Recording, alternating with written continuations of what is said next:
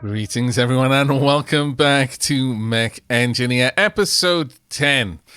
Now, one thing I'm going to very quickly cover is I actually did this right after the recording finished the last one because I'd forgotten to do it in the recording, but I made sure that the city was going to move somewhere because I was fairly certain I might actually forget that one.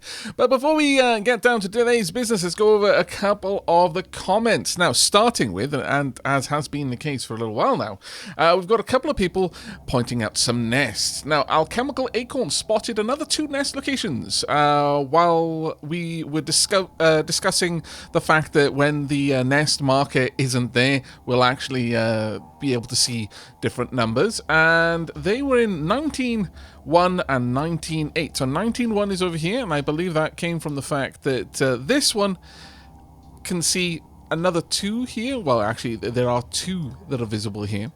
And based on the restrictions, it can be nothing here. We've already got 2. This 3 has to see 1 over here.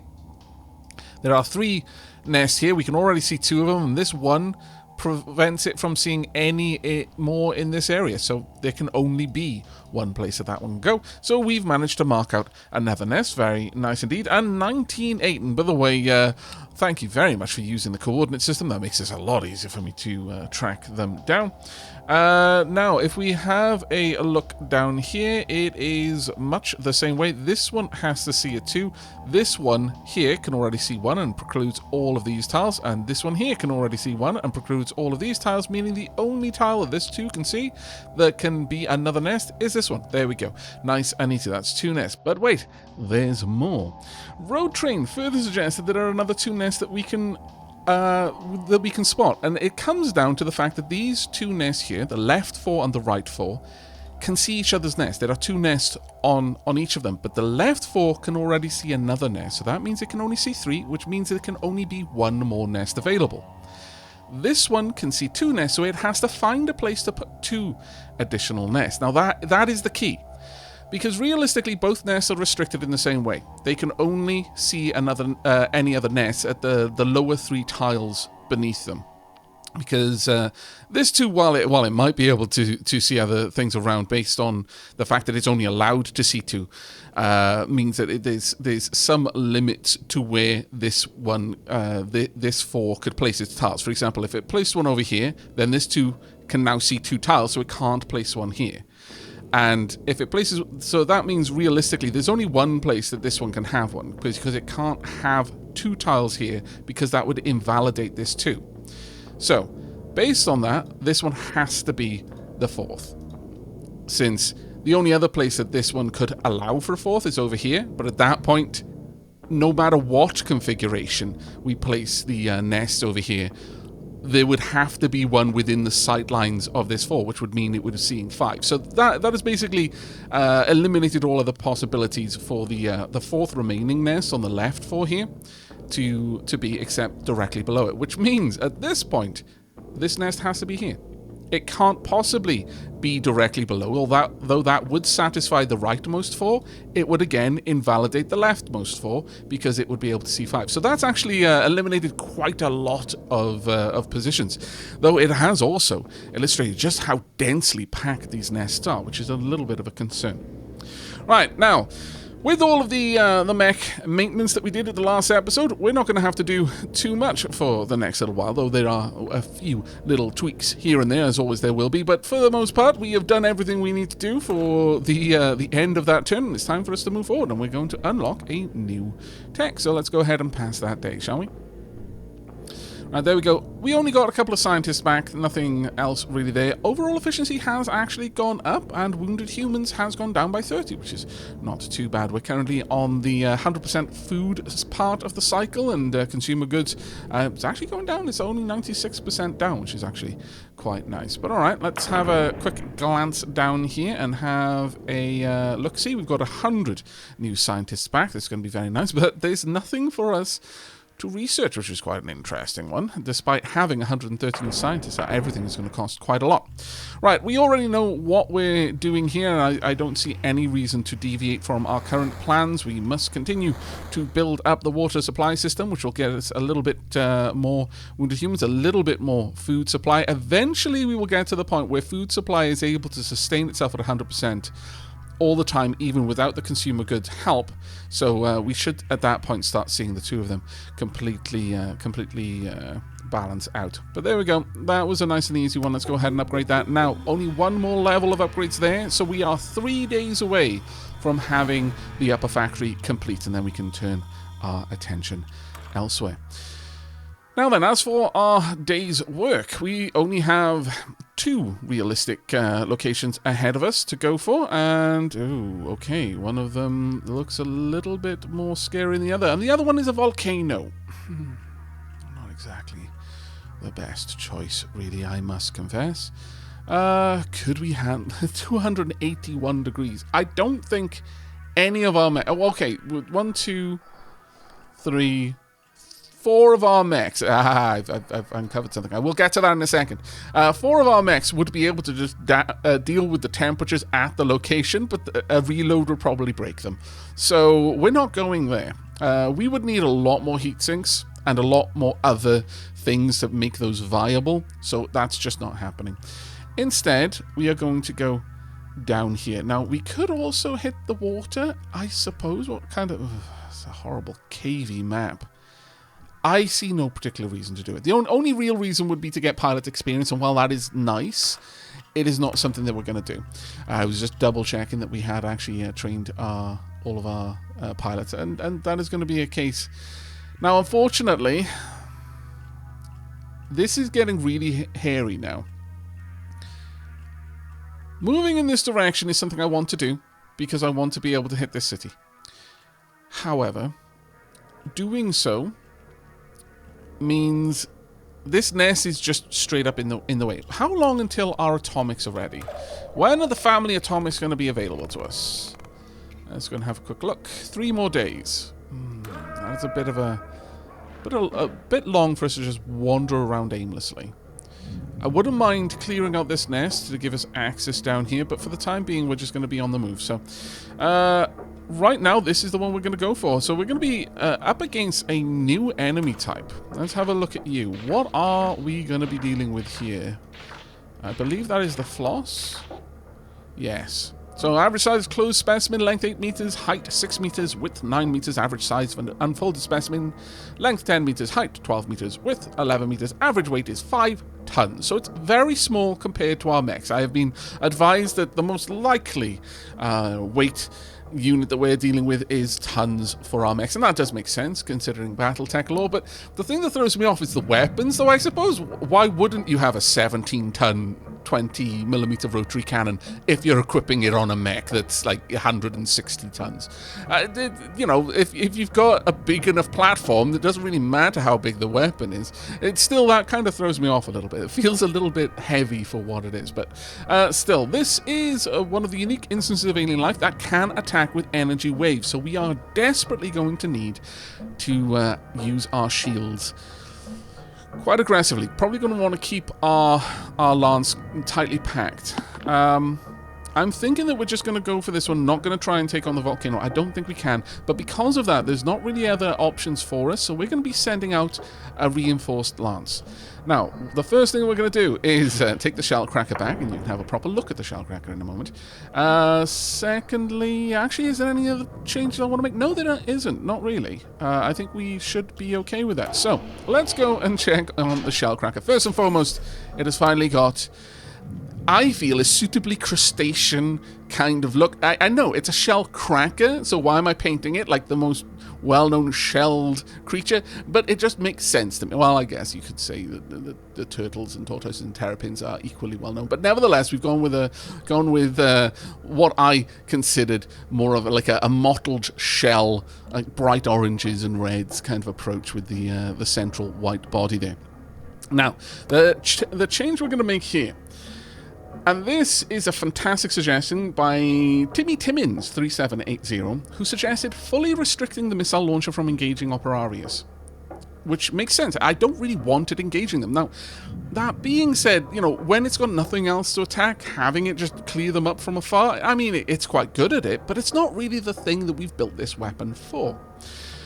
Due to the combination of extreme firepower and low fire rate, firing at Operarius is kind of a losing battle no matter what you do. And there's almost always going to be a higher priority target for it to engage, so it deciding to go for the Operarius is kind of gimping the weapon and also endangering us. So how about we change that? And the easiest way to do that is currently, you've seen how I can change the distance on different creatures. What on earth is that? Oh, that's the Columbra. I have no idea what that is, though. Operarius, we're simply going to say, you're not allowed to engage. Or I could say all the way down, and then all the way down as well. Does that? Okay, maybe instead I say you're only allowed to engage them at the maximum possible distance. Something like that. Either way, at this point, it's not going to engage Operarius. Or shouldn't, except for maybe a tiny narrow band at the very, very edge. Now, unfortunately, by doing that, it is going to cost us some engineers, because as far as the engineers are concerned, we just re-equipped the Shellcracker, so it's going to cost us 8 engineers. The other thing that was suggested, and I kind of like the idea, but it's a bit of a tricky one for us to go with. We're not sending an energy shield out with this mech into a fight where we're going to be dealing with energy weapons, but if I were to shave off some weight from the armor, I could give it a close range weapon, perhaps a rotary cannon. The only issue that I have with this is I really dislike swapping out ammo types. So as much as that suggestion, and I've received it from a couple of people now, is a good one, I would rather wait until we have the energy profile and weight capacity to sustain putting on a laser weapon. High enough energy, good enough temperature resist, and then have a close range laser weapon for dealing with everything else. As a general rule, moving forward, that is usually going to be my way of operating. I will have one weapon that consumes ammunition and lasers if I wanted to have multiple weapon systems. So that's all we're going to do to the Shellcracker for now, but I did want to acknowledge that I have received the comments, and thank you very much. And on that note, thank you ever so much to everyone who took the time to offer their feedback on the way that we split these episodes up. It was fantastic. There were far too many for me to list all of the names. I think like half of the comments on that last episode were people weighing in, and as I expected, it's kind of a mixed bag, but I got a couple of really solid suggestions, and we're going to be taking those forward throughout the rest of the series. Now, with that one, we had one other suggestion, which I think is going to affect this, and that was from Epsilon Rose Personal, who suggested either equipping the missile launcher on the dig rig, or ensuring that the dig rig and the Shellcracker operate in different lances, as of all of the mechs, the dig rig is the most likely to be far enough away from the main group of the lance as to be in danger of the Shellcracker, aiming at something that's near them and them not being within the minimum firing distance. So I think that's a really solid bit of advice there. So we're probably going to be aiming to keep the Shellcracker and the dig rig far apart, and as such, as far apart as is possible, and thereby not putting them in the same group together. Now let's have a look at this map. It's actually a very similar map to the one that we've already done, so I don't really mind this one. I think we're going to be bringing out Shellcracker with us as well. So let's go ahead and set up our pilots. We're not going to need the dig rig for this one. Marshmallow can dig if absolutely necessary, but I mean, ultimately I could just avoid trying to take the dig rig, but the dig rig is so much faster than all of the other mechs that it tends to split up. And we'll actually come on to another comment that referenced that as well in a moment. Now, we're only sending out a single group with this one, so Phoenix, you're going to be coming out as well. Let's pop Mini Murgle in the Shepherd first. Phoenix in the Firestorm. There we go. We're going to have... Well, actually, no, you'd have to be the commander for this to matter, but I don't mind getting some extra levels on you. That being said, we might have a pretty solid use case here for getting everyone out. So I'm going to keep Phoenix off for just now. You will probably make the cut, Phoenix, but right now I want to try and prioritize leveling other people up. So we're not taking the dig rig, so Isham and Encrypt probably not coming out with us. today, sad to say. But we will take out... Bicklow, are you getting somewhere? I'm still a little bit concerned about Bicklow's CPS test, but I guess you're no worse than Phoenix, so I'm going to give you a chance. You're gonna come out, get some time... eventually, once you stop doing whatever you're doing. I don't even want to know what you're doing. If you're not okay with me knowing... It's showing up as unknown, probably for the best, actually. Rijiri, you can butt it with Bicklow there. In Mr. Pink, we are going to want the Marshmallow, probably with... Let's go with Soundsphere. Winterblade. Winterblade, sure, I'm going to pop you in Shellcracker. And finally with Firestorm. Ravian. Yeah, let's get Ravian out there. We've got plenty of levels on most people, and Phoenix Lead is very far away from getting their third commander slot. I would happily bring you out normally, but I really am conscious that we're not getting enough pilots, enough experience right now. Alright, so with that, let's prepare for the fight. Now, as usual, I want Shepard with the longest range weapon going for any nests, but I want Shellcracker to be going for the Brucus. Outside of that, I want the Ares to be targeted by the Marshmallow and the Firestorm. Finally, I do need to check, because I didn't check last time, and it's always worth checking now. Takes significantly less damage from energy-type weapons. Okay, that's perfect. That is absolutely wonderful. I didn't want to have to deal with that anyway. So, you are going to be focusing on the Floss. There we go. Not the, possibly the best mechs for it, but... should I tell the Shellcracker to focus on instead? You know what, Shellcracker? Sure. Let's go for the Floss. The Brucus will be targets of opportunity. If we can kill them, we will kill them, but it's more important to target the more dangerous enemies here. Okay, I think the Lance is ready to go. Let's get into our first mission. Alright, making some better time than the last episode. Right, let's go ahead, switch over to a more comfortable camera mode. Now let's have a look at what we're dealing with. We've got one nest down there. Now the Floss are going to be coming from nests primarily, so we've got a lot clustered at the top. We're probably not going to be able to be outside of their activation range for long. However, if we can get down here and just take care of this one nice and early, that would be ideal. Alright, let's allow some time to go through, and then I want to march our mechs down here. Now, this is the... there was another comment that I briefly touched on, and that was by Marnik Krong. Hopefully I'm saying that name correctly. They suggested we avoid long sweeping move orders, as this is exacerbating the speed difference between our slowest and fastest mechs. That's what's leading to the Lance becoming separated. One of the main reasons this becomes so attractive for me, and the reason why I do it so much, is because there's such a long delay between the times that I can give orders, so I kind of want to try and do as much with my order as I possibly can. But you are right, the costs of doing it that way are too high, especially with the Shellcracker in the mix. But this is just another reason why I think I'm really going to have to prioritize trying to get my mechs up to the point where I can give them orders more quickly. Because right now they're doing nothing. And I would very much like you to just march down here and start engaging. I would really love it if we could just move you away from the wall, though, just in case Shellcracker decides to go nuts. Okay, good. No one's dead. Right, now there aren't any mechs up above. Who was that? Who took a million years to follow their orders? Bicklow. Okay. Alright then, Bicklow. We'll work on that. It's a combination of CBS and reactions, and we clearly need to get both of them up for you.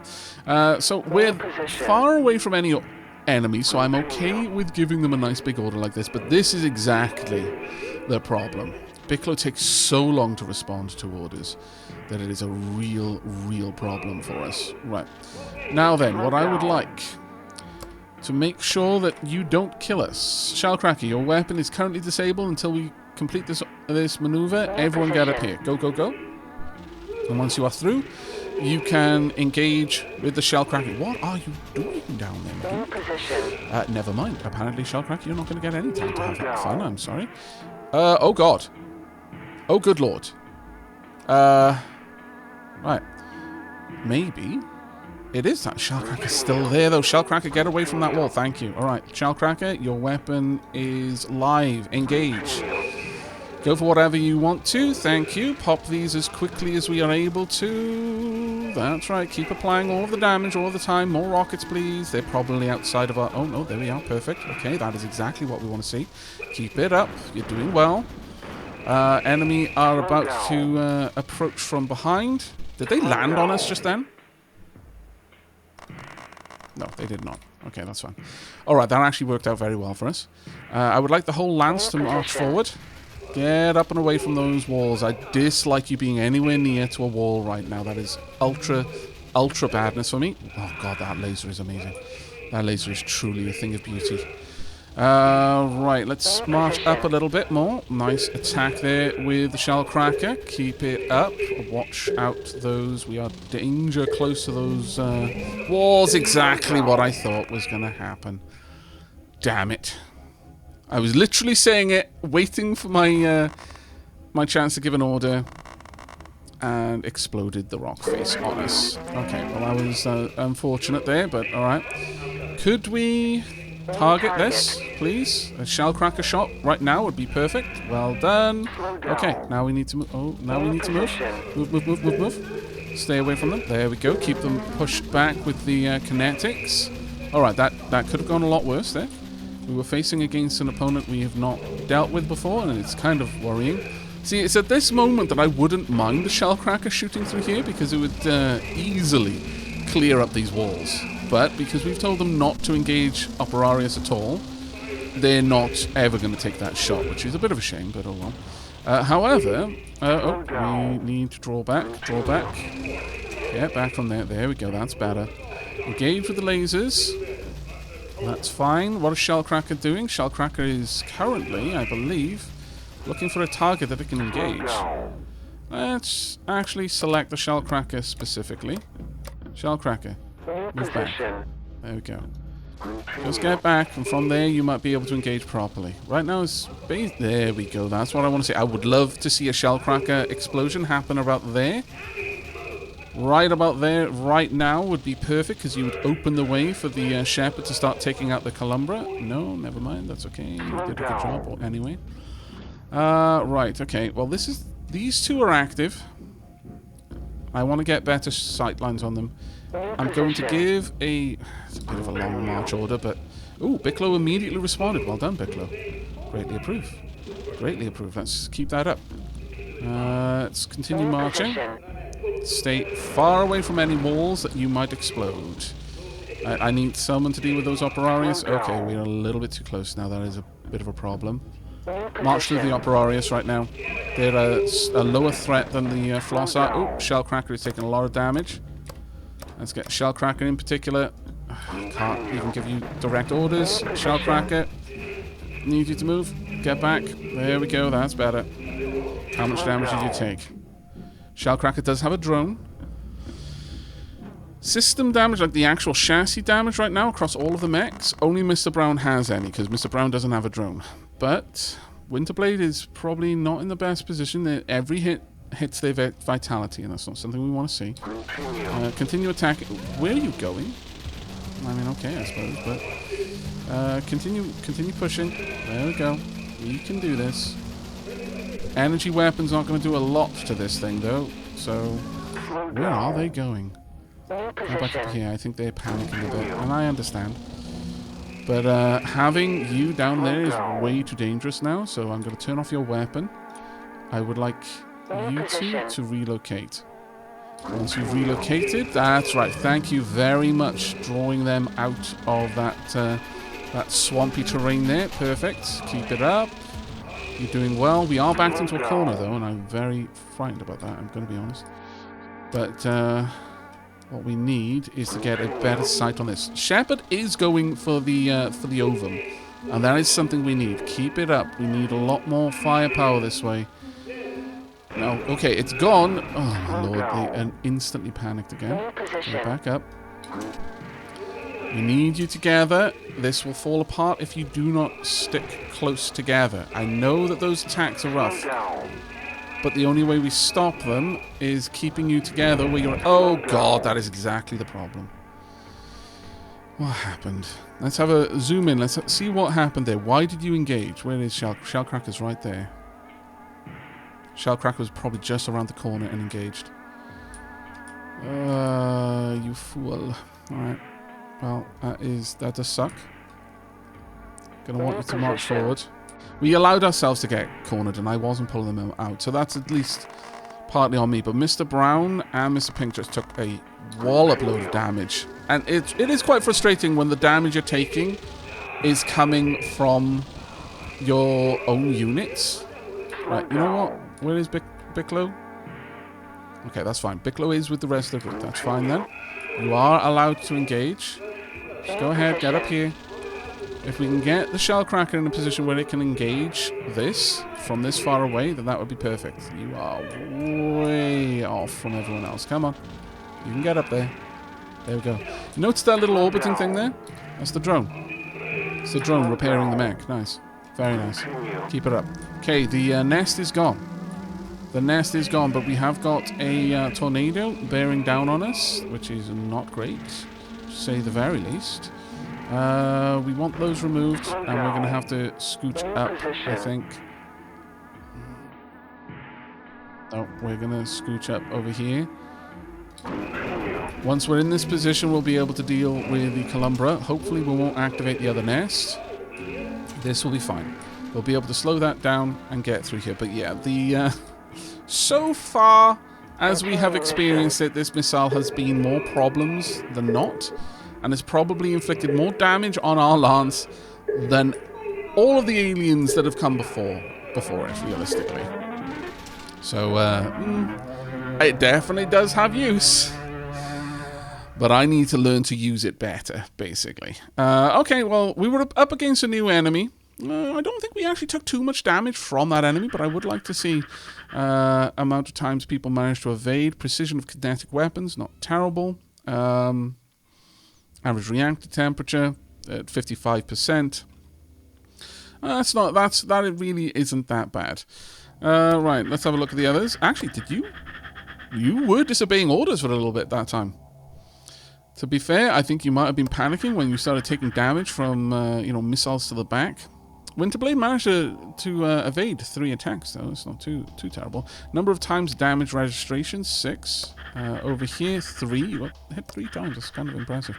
1 time here, no evasions, and no critical system damage there. We are going to have some damage to repair. This is not going to be a cheap repair, I don't think, especially on the Mr. Brown and Mr. Pink. Still, I'm relatively happy with how well people did. Number of time damage registrations, attack evasions 0. Let's have a look at Bicklow. 25.22 disobeying orders. That is really, really high. We'll have to see what we can do to try and work that out. Good average distance from enemies, though. I liked it. I do like that. You're keeping far enough away. We brought in 775. Are we going to be able to repair for less than that? Not by much. Alright, so with that in mind, I am going to take... Oh, first and foremost, we're going to get everyone out of there and into hospital. Well, not everyone, sadly. I really would love it if there was a way to maximize the hospital. Bicklow, a lot of damage there. And Mini Murgle, quite a lot as well. Not great. Well, Bicklow, I can't check your reactions. CBS, though, everyone's getting better, but what about their reaction time? Encrypt, you're the lowest, you can pop in there. Right, let's shoot the mechs over to the engineering bay. I would like to see if we can shave off a little bit from that cost, which was about 500 to start with. Now then, let's have a look at Shellcracker. Not too bad, we'll be able to shave this down quite a lot. That is a good return, as is that. Happy to pay that much lower cost there. You can go ahead and redeploy. Mr. Brown, is it time for me to give you a repair drone? I think so. Mr. Pink, Mr. Brown, and Shepard, none of them have repair drones, and we're starting to notice it. So how about we give them some repair drones? You'll need to drop off your coating a little bit in order to make that happen, but that's fine. Right, in terms of your overall oh, it was all hit points as well. Okay, there's nothing much we can do about that. We're just going to have to tank that cost. But in the future, we shouldn't have to see that one too much. Mr. Pink, let's have a look at you. Not terribly bad. Okay, that's okay. Do we have coating we can shed? Yes, we do. Fantastic.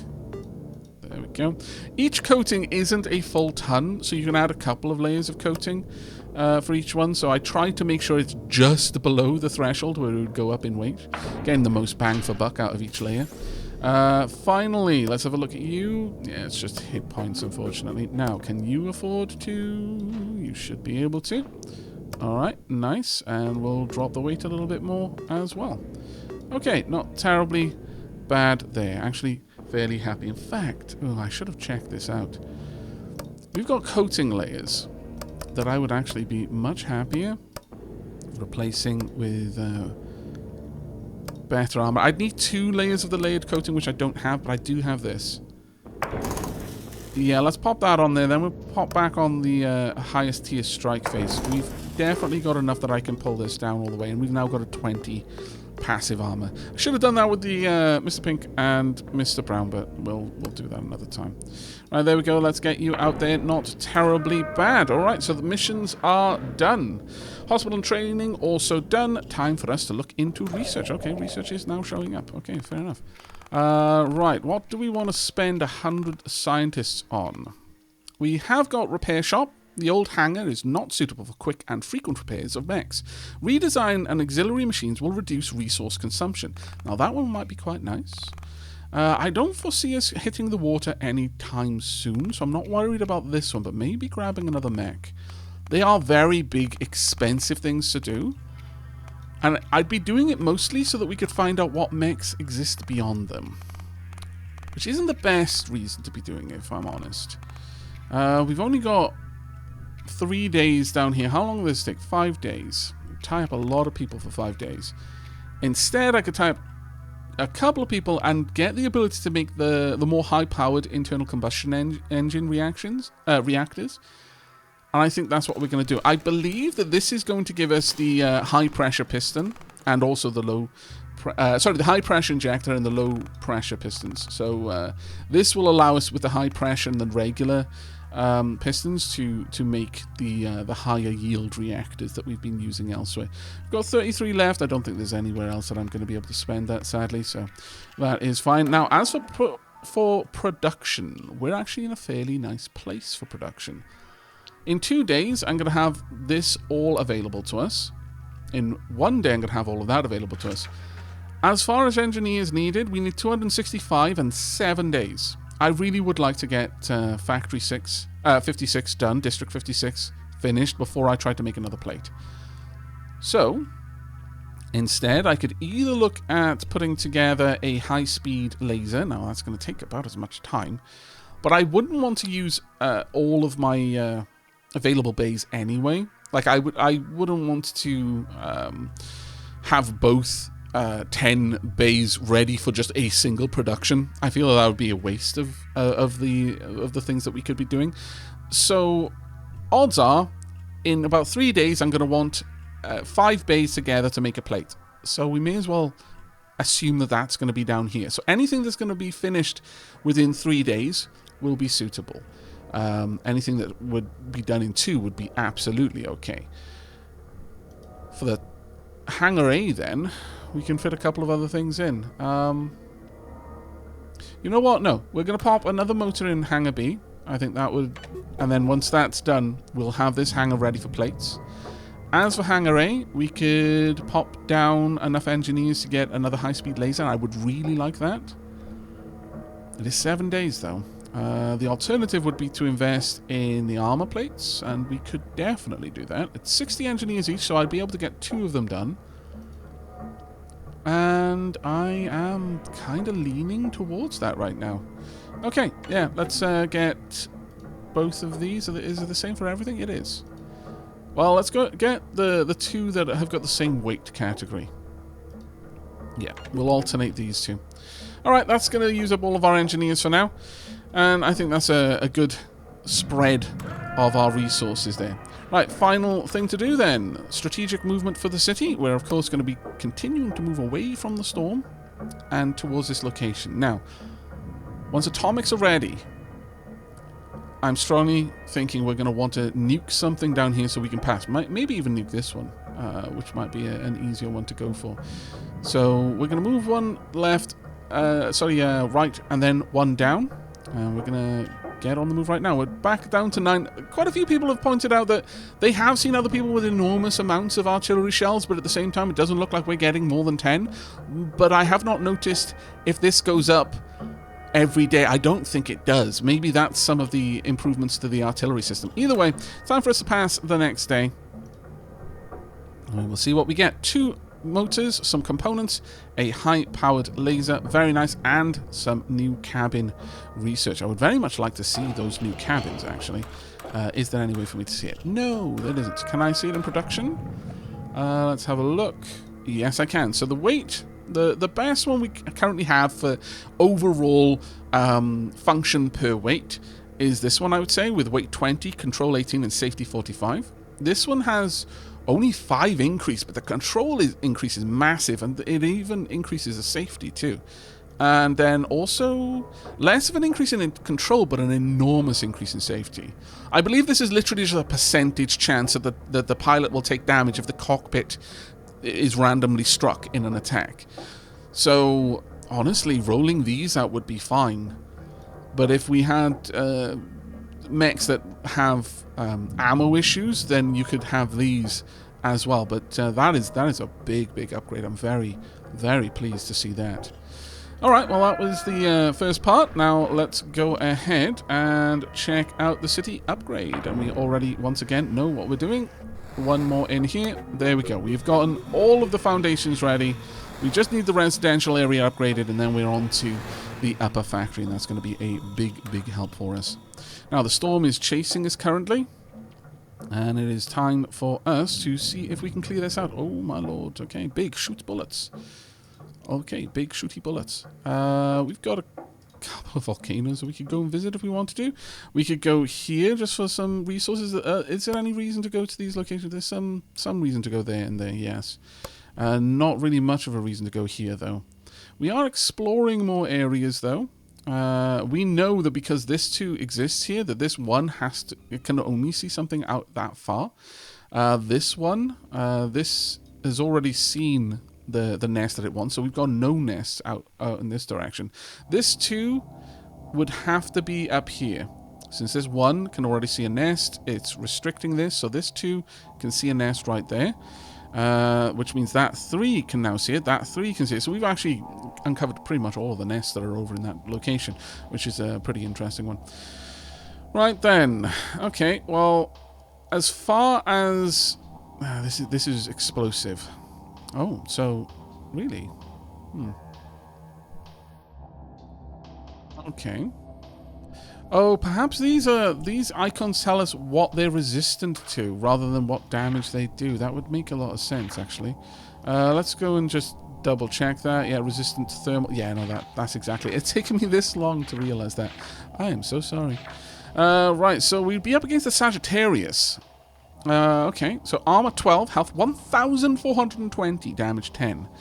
The legs are sparsely covered with thin, sharp, serrated hairs. The body is reinforced with 3 segments of armor, 2 thin in front and 1 wide at the bottom.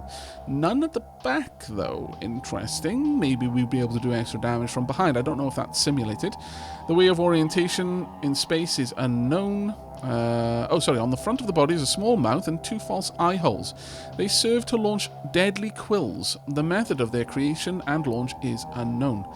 Okay. Lifespan unknown. Sagittarius stalks a target, always keeping a distance to fire their quills. After finding a good position to attack, fires a burst of quills at the target from 2 false eyes. The quills can penetrate most types of armor. Poor orientation in a complex environment with many walls. Takes significantly less damage from explosive type weapons. Okay, so this is one that we're going to want to try and corner. This is not a very cornerable map, though. Well, I guess there are actually quite a few corners, but whether we're going to be able to push them into it, I'm going to guess that this clear area over there is going to be the Columbra. We might find that that has a little bit different. There is a mountain over here. We would get quite a lot of metalite from it, and it's just an Ares and a ram. That's a fairly simple path too. Might want to field a lance to take that on. The dig rig would probably be okay for that one. But that means not fielding a reinforced lance to deal with a new enemy type. And I'm going to err on the side of caution with this one. I think it's generally going to be better for us to send as many people as we can to an unknown opponent. Once again, Mini Murgle, are you up for it? 50 vitality? You probably are. Sure, we'll pop you in there. Phoenix, that being said... Phoenix might be a better choice for this one. I think we are actually going to let Mini Murgle have a bit more of a rest. So we're going to have Phoenix in the Firestorm. Someone else is going to be able to drive the Shepherd for once. Synthetic Samurai. Reactions are a bit low, but I'm okay with it. Let's pop you in there. Bicklo. I'm really going to say no to Bicklo. Bicklo, you need more time in the hospital, mate. Isham. Sound Sphere. Let's go with Sound Sphere. Well, as soon as you're ready. We're going to pop you in the Shepherd. Going to want Regery in Mr. Brown. We will take Vanya Loswin in Mr. Pink. Vanya Loswin is actually only a level 2, so we do have an opportunity there. As well as Russell, actually, for us to get some dedicated medics. Now, it's not really the way I want to do it. I would like the tank to also be the medic, but... that is a possibility. Sure. Because of that, let's get Russell out as well. Russell, you can be in the Marshmallow. Once again, we're not bringing the dig rig for this one. I don't think that would work out to our benefit there. There's really not as much reason to bring the dig rig, except if we kept the dig rig close to the rest of the lance and specifically did not let the dig rig move away. Because honestly, I feel that the dig rig's short range and extreme focus on close range opponents would have actually helped last mission. And if I'm going into the mission with the mindset of not letting it move away too much, this should be okay. Isham, let's get you in there. Now, I'm giving you a big responsibility here. And please don't let me down. Right, first and foremost, we are going to want the Shepherd targeting the nest, but the Shepherd is not going to be the primary here. I'm going to have Firestorm. I would very much like you going for these. Actually, Shellcracker might not be the best one to bring. That's a very interesting one, isn't it? Maybe not. We're going to bring the Shellcracker, though. I'm going to have both the Shellcracker and the Shepherd targeting nests. Firestorm, you can go for that. We have no Ares to worry about on this one. So let's bring Marshmallow. Actually, I want Marshmallow going for the Ares. We will have Mr. Pink also targeting that. I would like the Ares to be targeted by Marshmallow. There we go. And Mr. Brown on that one as well. Okay, only one person is going to be targeting the Ares, which is a little bit of a worry. But I think this will work out for us. This is a very expensive lance to field, but well, hopefully it will go well. Dig rig always in the final slot. I just find it easier to know how I can easily target dig rig. Now, that being said, we shouldn't be... wow. We could just finish this one.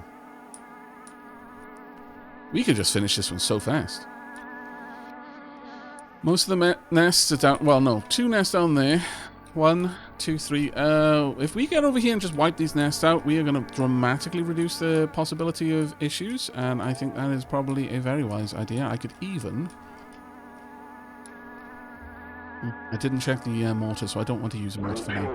Right, so let's get up here, just get into position, try and take this nest out as quickly as you can.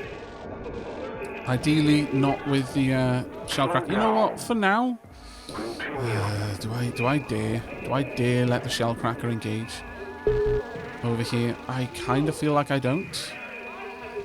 But let's try and just punch through here if we're able to.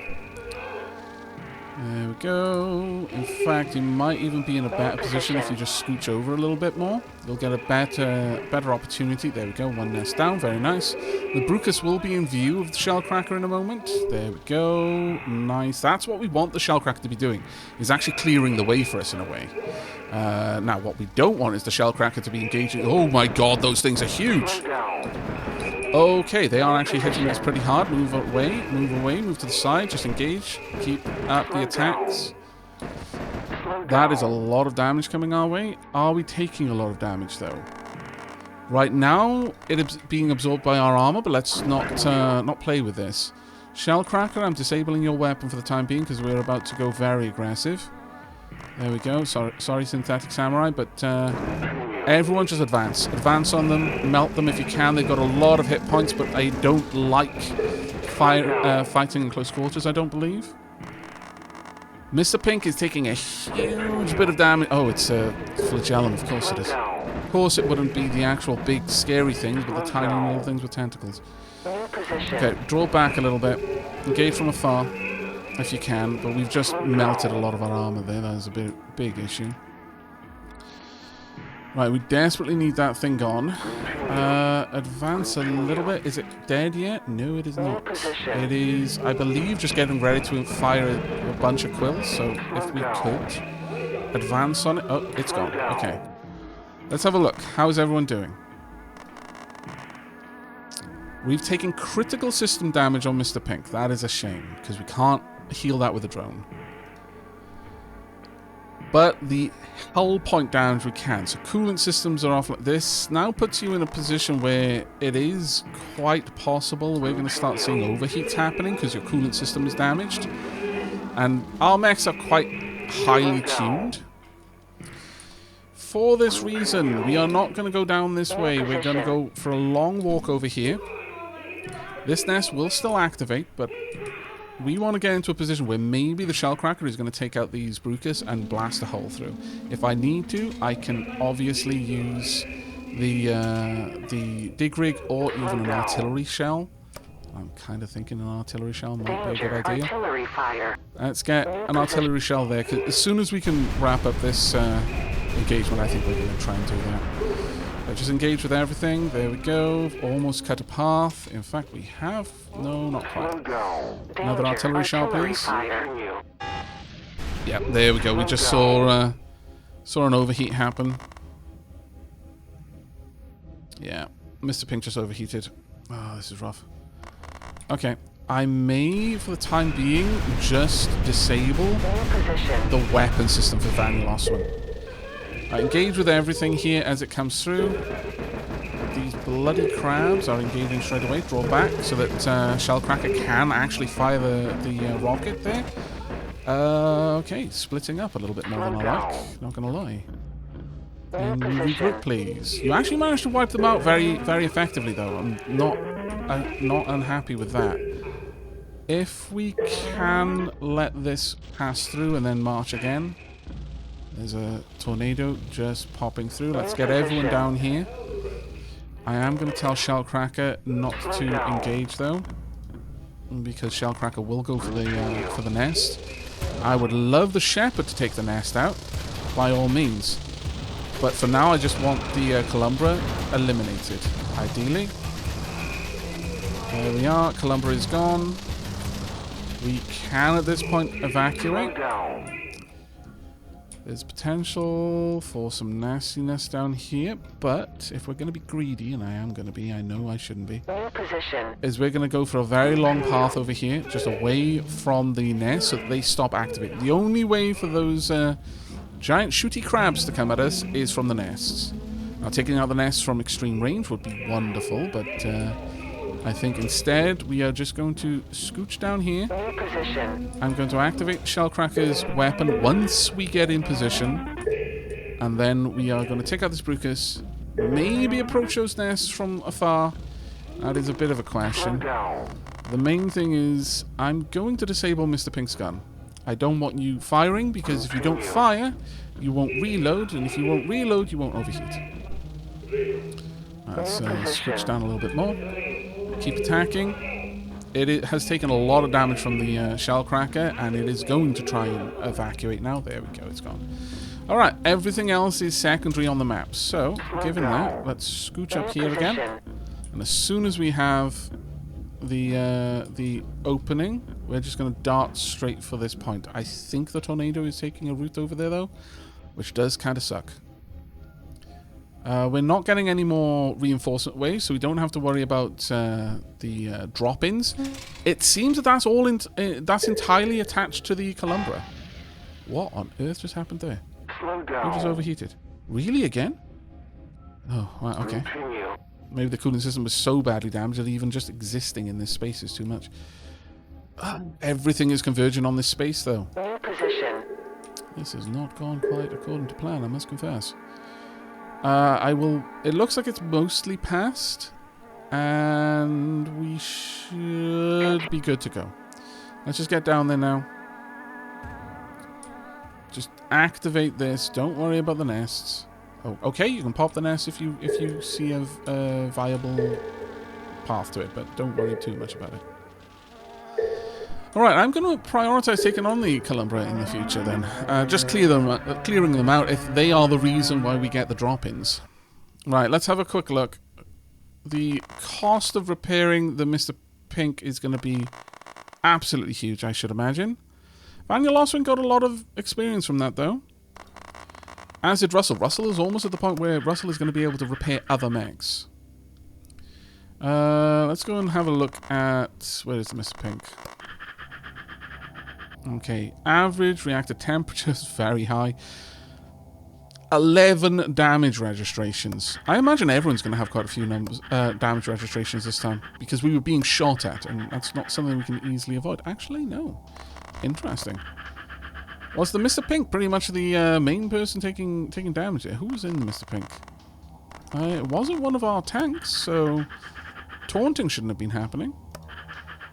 Alright. On that note then, Mr. Pink, how many times did you dodge? No times. That would explain much. Alright, this is going to be an expensive repair bill. 2,000. Not surprised at all, but very sad. Alright, let's get everyone back here. You know what? I was fairly certain that I already knew who was going to go into the hospital, but after that, we need to see. It is still Mini Murgle and Bickler. Okay, never mind that. As for CBS, no, that's fine. We want reactions. Russell, gonna get you into some more training. Alright, Mr. Pink is probably gonna... Actually, taking out the Mr. Pink wasn't the bigger loss there. Interesting. Okay, let's shift every... Wow, okay. Who took the most damage there? What I'm doing is I'm watching the repair costs. Okay, Digrig actually took a fair bit. And Firestorm. Shellcracker barely took any, but you know what? At this point, we may as well bring everyone back. Let's have a quick look. We'll go with Shellcracker first. Shellcracker, you're probably fairly good. 250 on here. We took a lot of damage there. Notice that we were well over the threshold, so I'm going to have to use that twice just to pull it down. It's still worth it, because I halved that by 50 and only added 22, so that's okay by me. Right, I'm going to keep you in the wings for now, just in case. We will pop in Firestorm. Let's have a look at you. Okay, never mind. I honestly thought that was capped at 250. Apparently not. Oh, that hurts. That is stacking points over there. Okay. Alright, that was still I think we came out on top there, but wow, that was an expensive repair list. Once again, we are burning through my engineers here. I was honestly expecting to be able to do quite a lot of stuff with our engineers, but apparently no. Apparently one bad mission is all it takes, and it was a bad mission, but it could have been so much worse, because as they were repairing the hull damage, it was preventing critical systems being damaged. And that likely saved us an awful lot in the maintenance fees. I know that's silly considering how much we did spend on all of that. Still, this bill could have been staggeringly higher. I am a little bit worried about the Mr. Pink bill, though. Let's get all of that down once more. There we go. Alright, Mr. Pink, show us your damage. What's the bill like? There, critical systems damage there, critical systems damage here. I think this is pretty much only the armor, only the actual chassis hit points. This is the reload system, the cooling system, and the speed. Okay, so that makes a lot more sense than just the limbs. Either way, There's no point in halving that. We'll pay that one. We will have... Oh, we don't have enough engineers anymore. Should have gone for this one then. Oh well, we're just going to have to tank that. I could have kept it in the wings, I suppose, but I'm okay with the loss. Rather than take the engineers out next time as well, because that would kind of suck, if I'm honest.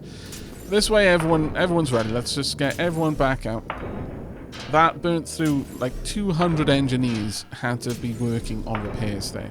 Now, getting the tech that would improve our repair efficiency actually starting to look a little bit more attractive right now, I'm going to be honest. Right, research and production. Well, there's not any production for us to do. Sad to say, but there we are. We have actually got 2 motors that we can play around with, but we'll have a look into that one in a bit. We've got... Well, we've only got a few more days before more... Oh, actually, I should put the other cabins in, but I think that'll be for the next episode. We're not going to do too much mech tweaking today. Right then. We have managed to uncover this. What have we got now? The depth charge. Depth charges for explosions underwater at great depths. Due to the high density of the environment, the damage radius extends over a large area. After completing this research, the artillery will become available underwater. That's actually not too bad. It's only a 50-person research too. But we've got a couple of other... like, for example, this. This is now so much more attractive to me, so we're just going to go for that. We're going to lock down 50 of our scientists for 4 days on that one as well. Alright, we've got a couple of things that we're working through. We've got 4 days left on the Tesla, 2 days left on the Atomics, 1 day left on improving our engines, so there is actually a good chance that we're going to want to pull quite a few of our mechs back and upgrade their engines, because right now only the Firestorm has that. We've got 12 days. It's going to take so long. And 4 days on the repair shop. That's not actually all that bad, in my opinion. I think we're going to be able to make that work. But strategic movement time. Now, since we're not moving to the left, this is the last one we're going to be doing for 2 days. So we're going to probably be running a lot of missions out here anyway. Just because it's the only thing for us to do.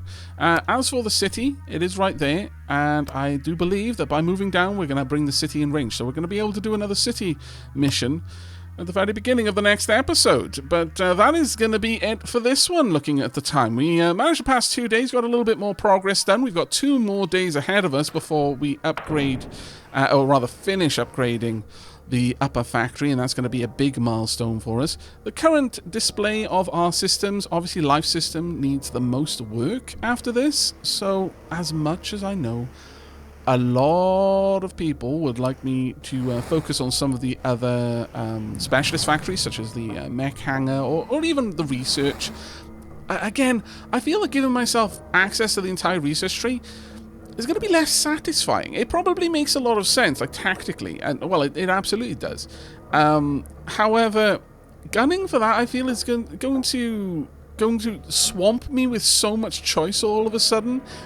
I'm not going to be able to make as solid of decisions moving forward. Like, I think maybe this is something that you'd want to do in second or third or plus runs, where you know the tech tree and you know what you want to gun for and you understand how everything kind of builds off each other. But for our first run, I'm not interested in this one personally. We will get to all of it in time, I'm sure, and we'll have a better understanding of all of it as a consequence.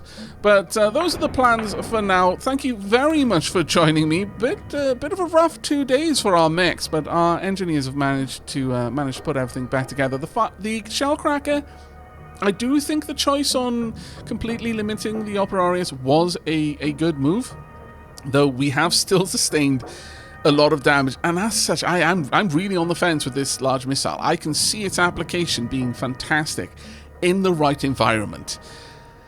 I just really think that maybe we are going to start using it far less until I get to the point where I can start issuing orders more frequently. Once we have the ability to micro a lot more aggressively, I'm going to feel a lot better with the Shellcracker. I'll probably still take it out for the next couple of episodes, but I am very much starting to lean towards maybe this is a toy we only take out of the cupboard on special occasions. But that is going to be it from me, and of course from all of our mechs and our slowly recovering pilots. Sorry, Mini Murgle. Sorry, Bicklow. Yeah, been a bit of a rough couple of days, let's say. But hopefully the next few will be far smoother. Thank you very much again for all of the feedback in the comments on the last episode, and I hope to see you in the next. But until then, and as always, do take care, everyone.